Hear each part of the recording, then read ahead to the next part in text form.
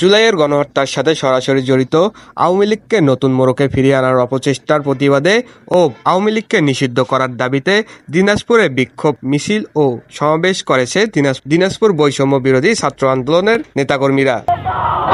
শনিবার বেলা 12:30টার দিকে বৈষম্য বিরোধী ছাত্র আন্দোলন দিনাজপুরের উদ্যোগে দিনাজপুর জেনারেল হাসপাতাল মোড় থেকে একটি বিক্ষোভ মিছিল বের হয়ে বালুবাড়ি শহীদ মিনার হয়ে দিনাজপুর পলিটেকনিকের সামনে এসে শেষ হয়।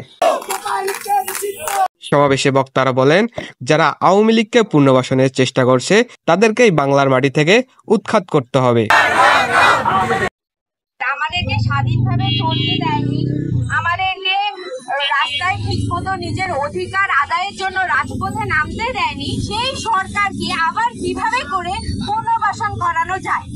যে সরকার আমাদেরকে গণহত্যার মতো একটা, যেটা কখনো কোনোদিনও ক্ষমার যোগ্য না, সেই অন্যায় করে সেই আবার নতুন মানুষেরা কিভাবে করে আওয়ামী লীগের মতো জঙ্গি সংগঠন পুনর্বাসন করতে চাচ্ছি। আমরা আমাদের মোকাবেলা করার চেষ্টা করবো ইনশাআল্লাহ। আমরা দেখেছি দীর্ঘ 15 বছর আমাদের হাট বাজারে যে ব্যবস্থাপনাগুলো ছিল, যেখানে রমজান মাসে বিশেষ করে একটা চড়া দামে বিক্রি হয়ে যায় সকল, সেই জায়গা থেকে আমরা শক্তি পেয়েছি।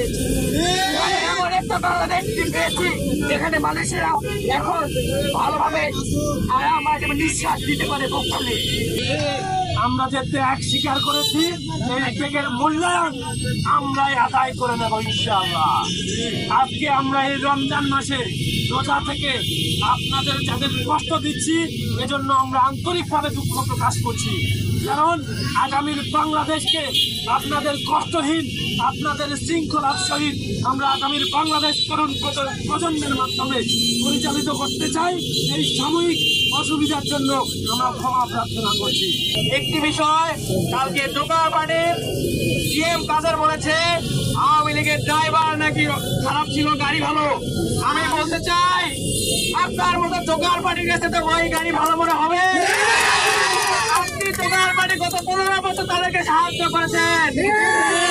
আমি বলতে চাই, ওই গাড়ি নষ্ট, ওই গাড়ির ব্রেক নষ্ট, যে গাড়ি আমাদের জনগণের উপর দিয়ে চলেছে, সেই গাড়ি এই বাংলাদেশে আর চলতে পারে না।